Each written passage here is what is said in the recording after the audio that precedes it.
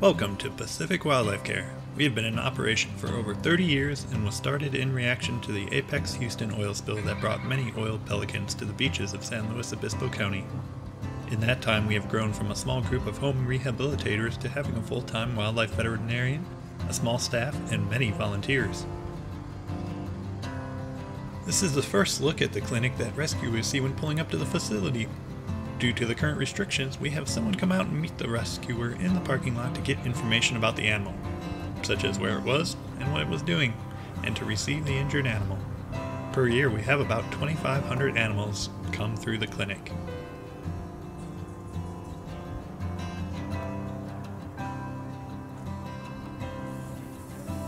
As we walk along the side of the facility, we come to our baby bird room annexes.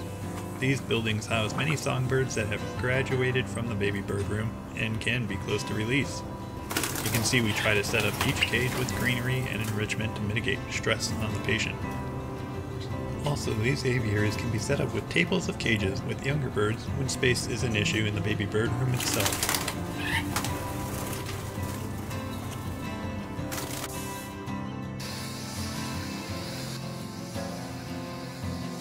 We go through many towels, crates, and mats, which we constantly need to wash to make sure each patient has a clean cage each day. So this station is one of the busiest and important parts of the facility. Everything you see is washed and sanitized to be ready for each patient.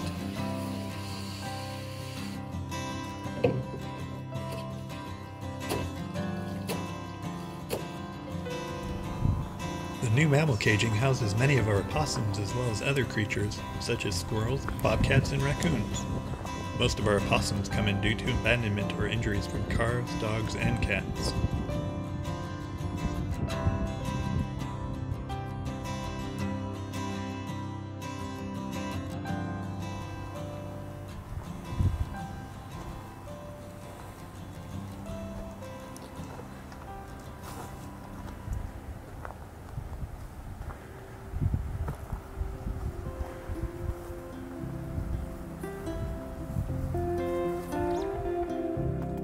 As you can see, we set this opossum's housing up with a place to sleep and hide and enrichment for climbing and digging. A special mixture of food that includes many fruits and vegetables is provided each night and water is always available.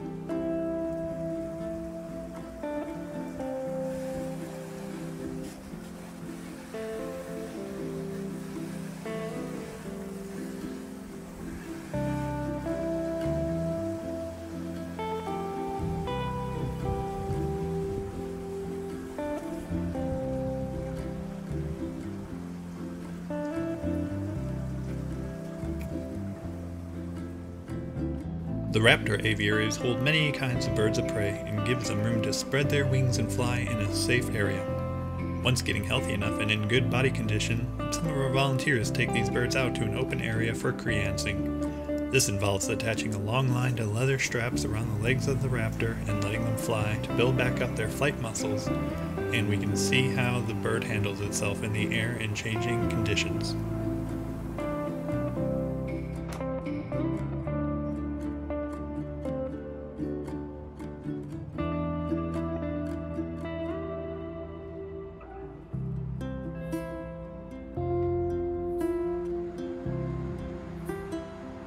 This side view of our facility houses our fawn shed, which can house baby deer temporarily on beds of grass or hay until they can be transported to a special home rehabber.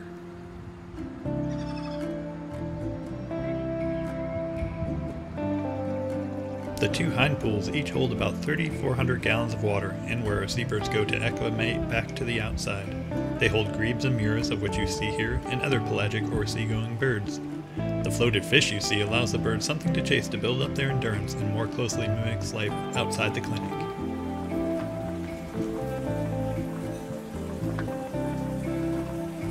The side of our facility holds 7 different housing areas. Flight 1, our largest flight, 2 and 3, which are a safer, smaller housing for animals who are transitioning to the outside from the clinic, 3 songbird aviaries, and a semi-aquatic facility.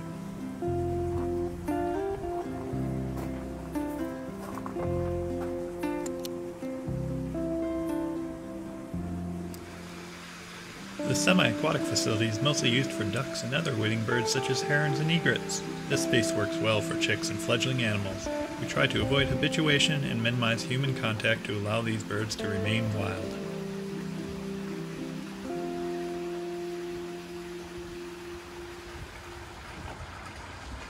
Flight 1 is definitely our largest enclosure, housing the majority of shorebirds until they can be released.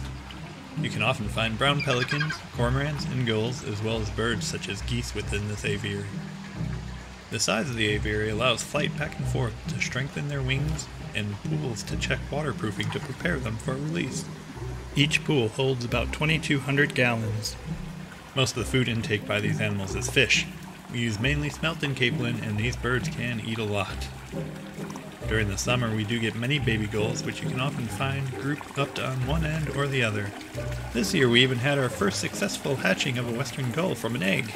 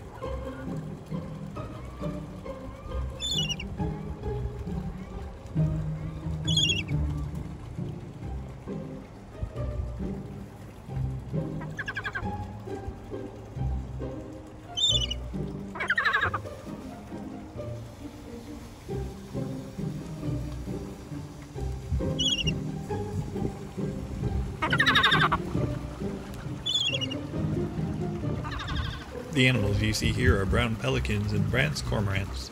Many of the pelicans came in due to fishing line injuries, either wrapped up in the line or in many cases, stuck on the hooks themselves.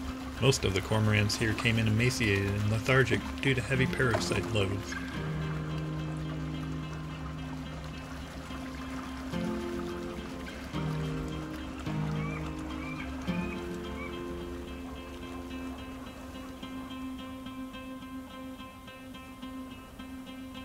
Here in the surgery suite, we are able to take radiographs, autoclave materials, perform surgeries and other minor anesthetic procedures, and have a place for recovery until the animal is ready to go back into its housing.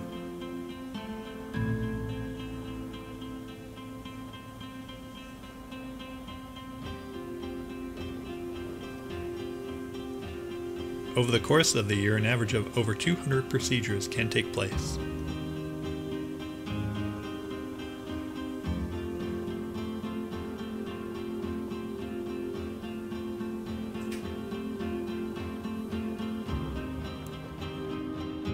The kitchen is where we prepare the meals for each patient and wash dishes. We use all sorts of dry items like seed, crickets, mealworms, and nuts. We use multiple refrigerators to keep fish, mice, rats, fruits, and vegetables fresh, and have freezers for supplies like milk replacer for any young mammals that arrive in our facility. The wash procedure is split into multiple steps. First, the dishes are washed with soap, then rinsed with water. Then they are dipped in a disinfecting solution and left to sit for about 10 minutes. After that, they are re-rinsed with water, then allowed to air dry.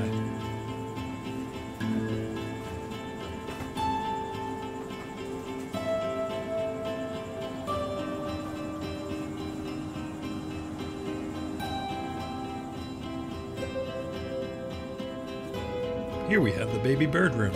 As the name suggests, we house many baby birds over the course of the spring and summer, but also use this room for songbirds not ready to go outside yet. As I said, the spring and summer is one of the busiest times for this room. The birds can be put on a feeding schedule based on their age and dietary needs, with intervals ranging anywhere from 15 minutes to an hour until they are able to self-feed. The pillowcases are used to try to keep birds from being acclimated to humans and to reduce stress.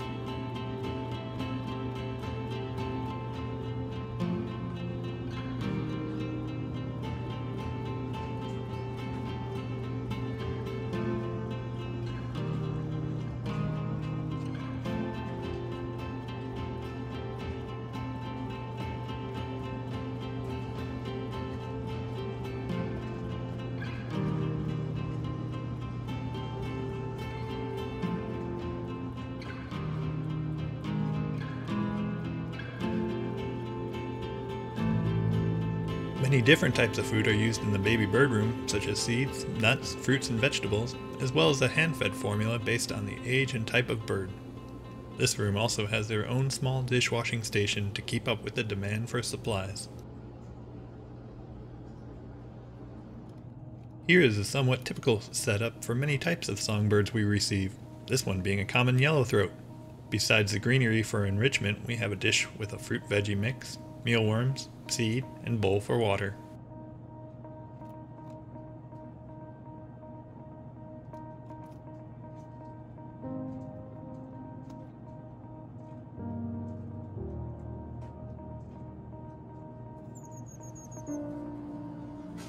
The isolation room is mostly used for newly arrived raptors and mammals like opossums and raccoons, as well as other animals like reptiles and amphibians.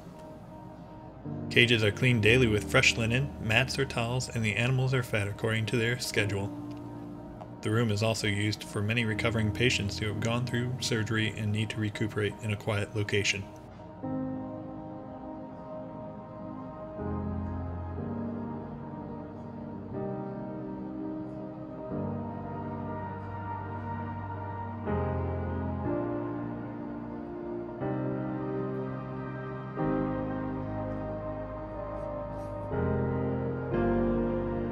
The wall chart you see here tells us what is going on for each animal.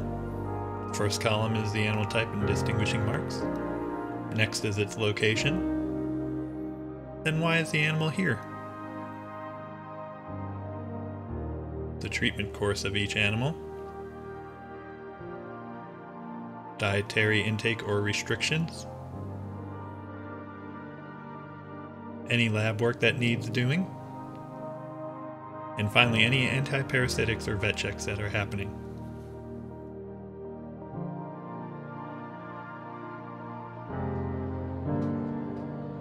Next up, we have our front desk. Normally this is our first point of contact with the public, but this year we have expanded our baby bird room to this area due to COVID policies. We tried not to have more than 2 people working in a room at any given time, so this allowed us the room to work safely.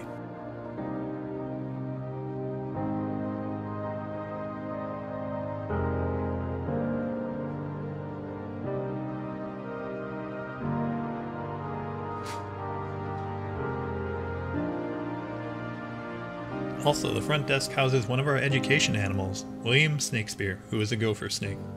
You can often find him wandering his cage when not out on presentations.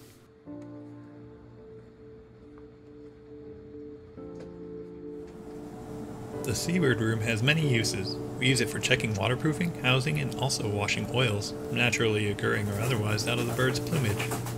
The drying pens just seen work in conjunction with the pools in the seabird room. Seabirds depend on being waterproof to keep cold ocean water off their skin, so making sure there are no trouble spots is a high priority. We use warm water pools first to check for waterproofing and if they are printing correctly. Then they get moved to the drying pens where we dry with warm blowers usually used for dog grooming, and then back to the pools. Eventually, if they are healthy enough and can preen properly, they can get moved to cooler pools or outside.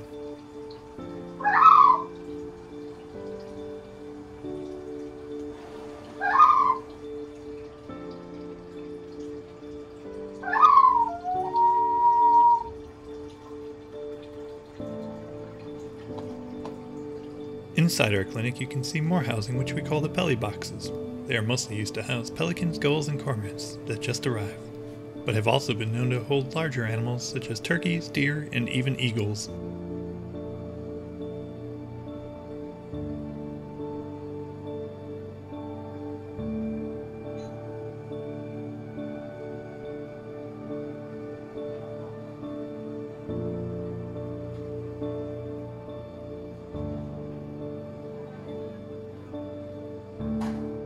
We hope you enjoyed this quick behind-the-scenes look around the facility, and thank you for your continued support.